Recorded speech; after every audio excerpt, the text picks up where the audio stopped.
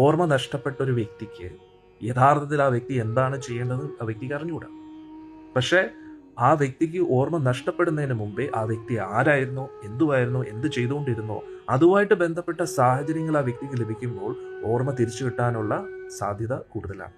അതാണ് നമ്മളിപ്പോൾ ചെയ്തുകൊണ്ടിരിക്കുന്നത്. നമ്മൾ ഭഗവാന്റെ തിരുനാമം ജപിക്കുമ്പോൾ ഹരേ കൃഷ്ണ കൃഷ്ണ കൃഷ്ണ ഹരേ ഹരേ, ഹരേ രാം രാം രാം ഹരേ ഹരേ, ഇങ്ങനെ ഒരു 16 മാല നമ്മൾ നിത്യേന ജപിക്കുമ്പോൾ 4 യമനിയമങ്ങൾ പാലിക്കുമ്പോൾ എന്തു പറ്റും? നമ്മൾ ആ രീതിയിലുള്ള സാഹചര്യം ഉണ്ടാക്കിയെടുക്കുകയാണ്. നമ്മുടെ ഓർമ്മ തിരിച്ചു കിട്ടാനുള്ള ഒരു സാഹചര്യം നമ്മൾ ഉണ്ടാക്കിയെടുക്കുക. ഇത് മാത്രമല്ല, ഭക്ത കൂട്ടായ്മയിൽ തുടർച്ചയായിട്ടൊരു സമ്പർക്കം.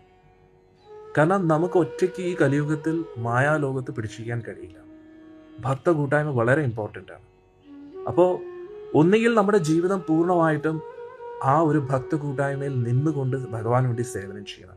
അതിനുള്ള സാഹചര്യം അനുവദിക്കുന്നില്ല എങ്കിൽ നിത്യേന നമ്മുടെ സമയം ഭഗവാന് വേണ്ടി മാറ്റിവെക്കണം. അങ്ങനെ നമ്മുടെ ജീവിതത്തെ ചിട്ടപ്പെടുത്തിയെടുക്കണം.